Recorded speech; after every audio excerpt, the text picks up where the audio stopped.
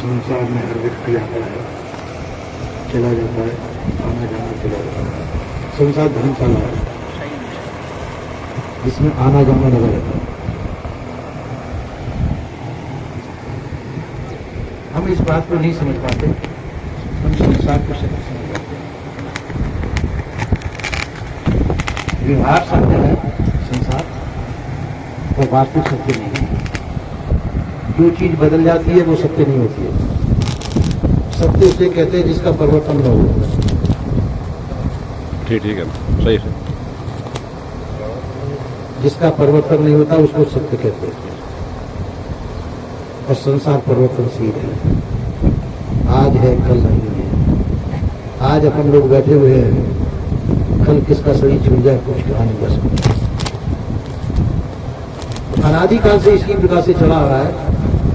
जिन खेतों को हम अपने मानते हैं, तो कल को शरीर छूट जाए तो वो खेत दूसरे के हो जाए, और खेतों को बेच दिया जाए तो दूसरे के हो जाएंगे। बड़े बड़े राजा महाराजा हुए, बहुत बड़े बड़े भव्य महल बनवाए हुए हैं, आज उनका कोई नाम लेने वाला भी नहीं। आज उनका कोई नाम लेने वाला नहीं। बहुत लड़ाइयां लड़ी उन महाराजाओं ने। किसी ने 10 साल राज्य किया, किसी ने 15 साल राज्य किया। उस 10-20 साल के लिए उन्होंने बड़े बड़े युद्ध किए। आखिर में वो मर करके उसका आत्मा मिल गए। जीवन का यही फल उन्होंने उठाया, लड़ना भिड़ना कटना। रावण बहुत बड़ा योद्धा था, वीर था, पराक्रमी था। राम के साथ में युद्ध हुआ, सब जगह उसका नाश हो गया। इसी प्रकार से एक विद्ना याई गति सबकी कहा राव का न हो। एक दिन यही सबकी गति है, शरीर छूटेगा, चाहे राजा हो चाहे रण हो। शरीर छूटना नाशवान है। अविनाशी क्या है? तुम अविनाशी हो, तुम्हारा नाश कभी नहीं होगा। हम सोचते हो कि शरीर मैं हूं, ये अज्ञानता है। ये शरीर आप नहीं है, शरीर आपके रहने का घर है। आप इस शरीर में रहते हैं। प्रारब्ध कैसा? ये किराए का घर है शरीर। प्रारब्ध पूरा हो जाएगा, शरीर खाली करना पड़ेगा, छोड़ना पड़ेगा। इसको जो हम अपना घर कहते हैं, ये अज्ञानता है। सत्संग में जाकर के संत गुरुजन कहते हैं ये तुम्हारा घर किराए का घर है, ये घर छोड़ना पड़ेगा आपको। आप अविनाशी है, सही नाशवान है। ये सही के मोह में नहीं रहना चाहिए। सही के संबंधी लोग हैं वो भी झूठे ही है, सही के संबंधी जन है ये भी झूठे ही है। झूठे ही है कि वो नाते भी नष्ट होने वाले हैं। शरीर नष्ट होगा, शरीर के साथ में वो नाते बोलते रिश्ते सभी नाश होगा। तो जो चीज नाशवान है वो नाशवान से ना रहे, अविनाशी नशा है। अविनाशी आपका स्वरूप है, उसका कभी नाश नहीं हुआ। नाते बोलते रिश्ते सभी नाशवान नाश होते चले आए, होते रहेंगे। इसको हम सत्य समझ लेते हैं, यही भूल कर रहे हैं। अगर पहले से ही ये सोच रहे कि सत्य नहीं है, संसार धर्मशाला है, धर्मशाला में एक आता है दूसरा जाता है, इस प्रकार से चलता रहता है, और हम इस आने जाने को भी सत्य समझ लेते हैं, ये भूल कर रहे हैं। कहते हैं कि एक साधु था, किसी राजभवन में प्रवेश होने लगा, तो नौकर चाकर ने रोका कि तो राजभवन है, इसमें कहां जा रहे हो? उसने कहा कि अभी कौन रहते हैं इसमें? कि अभी महाराजा रहते हैं। उससे पहले कौन रहते थे? कि मैं राजभवन में प्रवेश नहीं कर, मैं तो एक सराय में प्रवेश कर रहा हूं, धर्मशाला में प्रवेश कर रहा हूं। क्योंकि धर्मशाला नहीं है महाराज, ये राजभवन है। तो कि ठीक है, आपके राजा से पहले कौन रहते थे? उनके पिता रहते थे। उनसे पहले कौन रहते थे? उनके पिता रहते थे। अब ये राजा तुम्हारे मर जाएंगे, इसके बाद में कौन रहेगा? कि नहीं, पुत्र रहेंगे। और इसी का नाम धर्मशाला है। आपके बाद में आपका पुत्र रहेगा, आप नहीं रहेंगे। आपसे पहले आपके पुरखा रहते थे, अब वो नहीं रहे। इसी का नाम तो धर्मशाला हुआ है। तो संसार इसी प्रकार से धर्मशाला है। इस धर्मशाला के संबंध को हम सत्य मान बैठते हैं जो नाशवान है, और उसके पीछे हम अपने जीवन जिंदगी को बर्बाद कर देते हैं। जिसको हम अपना कहते हैं वो अपना नहीं हुआ, कभी नहीं हुआ। राजा भर्तृहरि को मालूम पड़ा कि जब मेरी पत्नी मेरे से विमुख है, उसने राजपाट छोड़। इसी प्रकार से जब हम संबंधों में जब ये मान करते हैं कि संबंध सत्य नहीं है, इसका मतलब ये नहीं कहना कि आप अपने संबंधों को छोड़ बैठे। आप अपने संबंधों को नहीं छोड़ना, जब तक चले चलाना, पर बाजी में सत्य नहीं है तो कभी तो संबंध छूटेगा ही छूटेगा। आपका सही नाश होगा तो आपका संबंध छूटेंगे कि नहीं छूटेंगे? और सही नाश होना सत्य है कि झूठ? झूठ तो सत्य ही है। इसी प्रकार से जिस समय सही नाश होगा शरीर के संबंध छूट जाएंगे, और शरीर के छूटने के बाद फिर शरीर को अंदर घर के अंदर नहीं लाते जाएंगे क्या? उसको फिर पढ़ा तो वो सही का प्रेम कहां गया? सही छूट जाने के बाद में आप उसको घर में नहीं घुसने देते मुद्दे को, तो फिर प्रेम कहां गया आपका? कि मेरा भाई है, मेरा बंधु है, मेरा फलाना है, मेरा फलाना, उसके लिए रोते जाते हैं, और मर जाने के बाद में तो सही से नाता, इसका मतलब सही से नाता नहीं आपका। आपका नाता तो उस जीव से था जो सही धारी था, और वो जीव निकल गया, फिर उससे कोई संबंध नहीं रहा सही से। इसी प्रकार से संसार जो हमको दिखाई दे रहा है कि नश्वर है, नाशवान है। सही भी संसार का है पर ये नाशवान है, पर आप सत्य। आपका नाश कभी नहीं होगा। संत गुरुजन यही कहते हैं कि आपका नाश कभी नहीं होगा, आप अविनाशी हैं।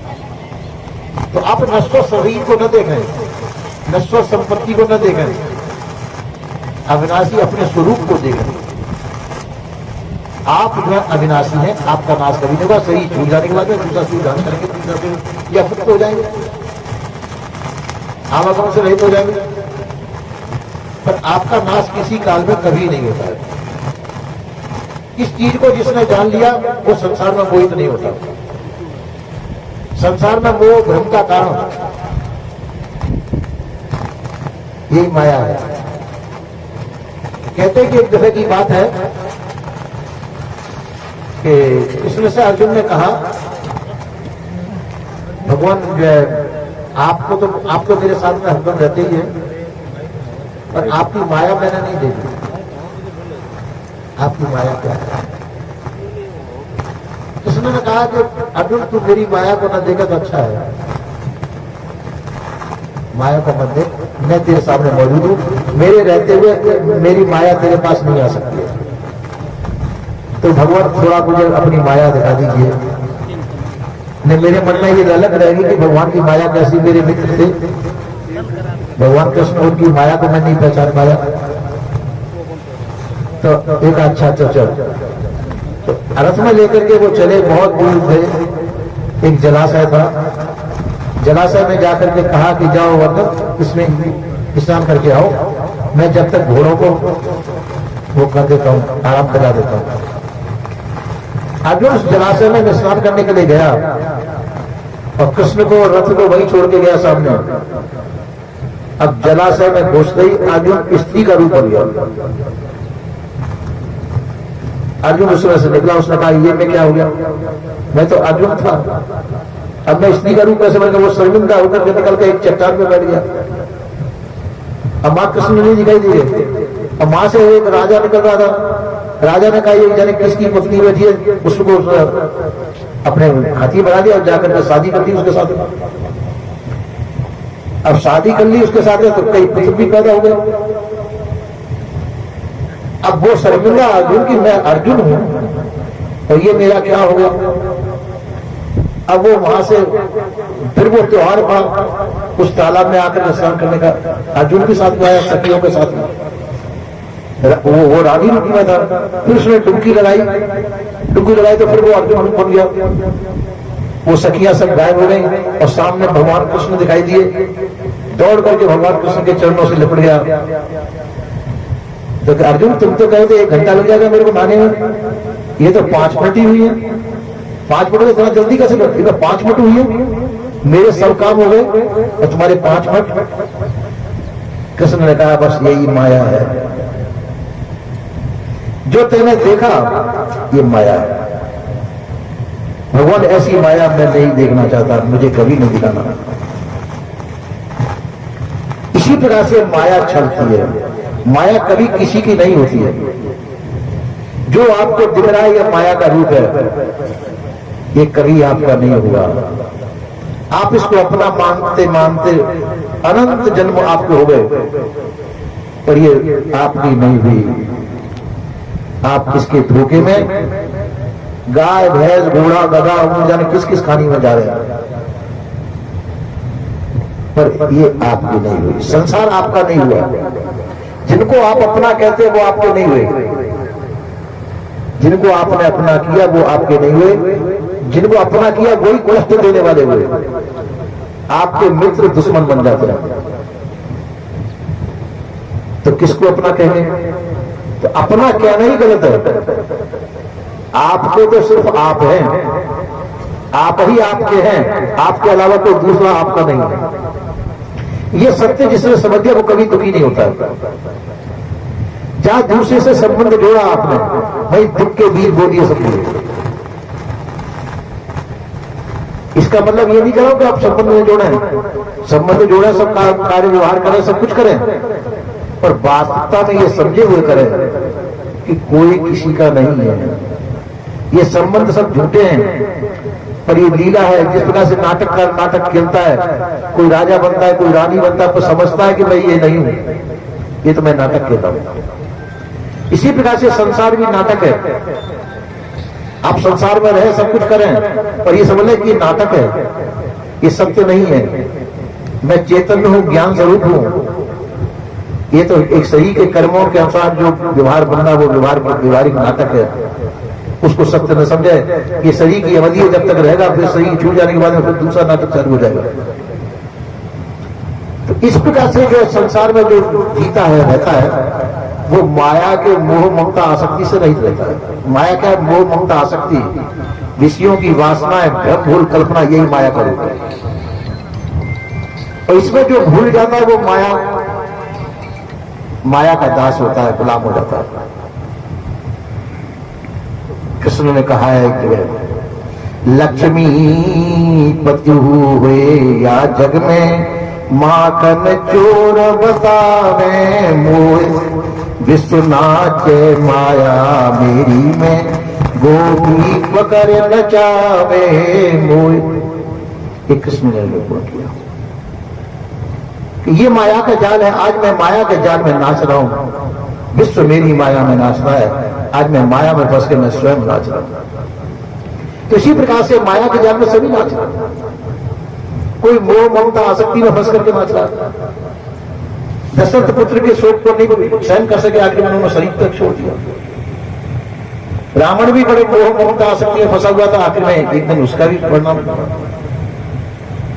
जिसने शरीर धारण करके ये समझ लिया कि जो जाल है ये माया भी जाल है, मैं इसमें फंसा हुआ हूं अपने कर्मानुसार जो प्रारब्ध है, प्रारब्ध के वशीभूत होकर के शरीर मेरा बना है और ये मुझे भोगना है।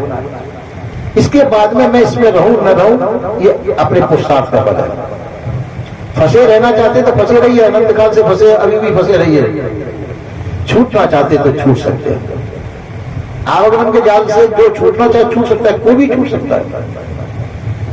क्योंकि संसार में मोह ममता आसक्ति से फंसे हुए, मोह ममता आसक्ति को छोड़ दीजिए, आप विषयों की वासना को छोड़ दीजिए, भ्रम भूल कल्पना को छोड़ दीजिए, आप छूट गए। आपने के कौन सा भजन करा? राम कहे कि अल्लाह, चाहे राम कहो, अल्लाह कहो या मत कहो, इससे कोई लेना देना नहीं है। राम मत कहो, अल्लाह मत कहो तो कुछ भी कह दो, कुत्ता बिल्ली भेड़ बकरी कुछ भी कह जाओ। पर ज्ञान की बात यह कि आप अपने आप को संसार का न समझें। जो ये माया रची हुई है आपकी परिचय हुई है। आप माया के गुलाम हो जाए या मायापति हो जाए, तो आप उन्हें माया के गुलाम हो ना मायापति हो, आप अपने आप में आ जाए, अपने आप को स्वतंत्र स्वाधीन कर लें, अपने आप को मुक्त कर लें, वासना से मुक्त कर लें। वासना वशीभूत होकर के आप आवागमन के चक्कर में बसे हुए हैं। ये वासना ही माया है। भ्रम भूल कल्पना माया है, विषयों की वासना माया है। इन वासनाओं को छोड़कर के आप स्वतंत्रता स्वाधीनता प्राप्त कर लेंगे, आप मुक्त हो जाएंगे। पर बात यह कि हम ऐसा क्यों नहीं कर सकते, हमको आदत पड़ी हुई है। अब बीड़ी तंबाकू सिगरेट की आदत हम नहीं छोड़ सकते, शराब की आदत नहीं छोड़ पाते, तो इतनी बड़ी विषयों की वासना कैसे छोड़े? ये बहुत बड़ी मुश्किल पड़ती है। कोई कोई सूरवीर ऐसे होते हैं जो सभी माया के मोह ममता आसक्ति को छोड़ करके विरक्त होते हैं, विषयों की वासना को छोड़ सकते हैं। असली चीज है भ्रम। भ्रम को त्यागना बहुत मुश्किल है। भ्रम क्या है कि मैं उसका पुत्र हूं, मैं उसका फलाना हूं, वो मेरा फलाना है। ये संबंधों को जोड़ना ये भ्रम बस है, कोई किसी को कुछ नहीं है। जीव सभी स्वतंत्र हैं। आप जानबूझकर अपने संबंधों को जोड़ते हैं और जानबूझकर संबंध को तोड़ भी सकते हैं। संबंध को जोड़ना तोड़ना आप कहते हैं प्रारब्ध से ठीक है, प्रारब्ध आपने ही बनाया हुआ है। प्रारब्ध ही बनाने वाले आप ही हैं और पुरुषार्थ करने वाले आप ही हैं। प्रारब्ध और पुरुषार्थ के बल पर शरीर आपका टिका है। जब बिगाड़ना चाहे बिगाड़ सकते हैं और सुधारना चाहे सुधार सकते हैं। पर बाजे के हम बनाते हैं, बिगाड़ना नहीं चाहते, क्योंकि संसार हमको प्रिय है। तो संसार प्रिय होने के नाते सब इसको बढ़ाना चाहते हैं। कभी कभी आपने देखा होगा स्वप्न आपको अच्छा मनोरम स्वप्न दिखाई दे रहा है और स्वप्न है आपको छूटने वाला वो आपको मालूम पड़ेगा ये स्वप्न है, पर ऐसा लगेगा और थोड़ा सा और देखें, मालूम नहीं पड़ जाता था ये स्वप्न है, ये छूट रहा है, अरे थोड़ा सा और देखें आगे क्या होगा। कभी कभी ऐसा भान किसी को हो जाता है। तो इसी प्रकार से हम संसार का भी रस लेते हैं और संसार का रस लेकर संसार में फंस जाते हैं और अंतिम समय तक जो ये शरीर के अंत तक जो है उस रस को नहीं छोड़ पाते। ये संसार को रस छोड़ दे। तुलसीदास जी ने कहा है, तुलसी भूल गयो रस एया, ते जन प्रगट राम की दया। तो संसार के रस को भूल चुका, वो समझो साक्षात भगवान राम की ही मूर्ति समझो, राम की मूर्ति से ही प्रकट हुआ, राम से ही प्रकट हुआ समझो। इसी प्रकार से हम वास्तविकता को समझें। आप भी किसी के नहीं है और आपका भी कोई नहीं है। जो आपने अपना मान लिया ये भूल है। आपने अपना माना वो भ्रम है और भूल को त्याग दीजिए, ये भ्रम भूल कल्पना है। ये भ्रम भूल कल्पनाओं को त्यागते आप ये एक जाल से छूट गए। संसार पंच विषयात्मक है, विषय वासना में शब्द स्पर्श रूप रसगंध, ये पंच विषयात्मक संसार की आसक्ति का त्याग कर दीजिए, आप छूट गए। संसार को दिखाई देता है, इससे आप संबंध जोड़ लेते हैं, ये मोह है। इस मोह का त्याग कर दीजिए, आप सभी से छूट करके मुक्त हो जाएंगे। पर हम छोड़ना स्वयं नहीं चाहते। इस वासना को हम स्वयं नहीं छोड़ना चाहते, जो स्वयं फंसे हुए हैं और फिर भगवान को दोष लगाते हैं, अपने संबंधियों को दोष देते हैं, फलाने ने ऐसा नहीं है फलाने।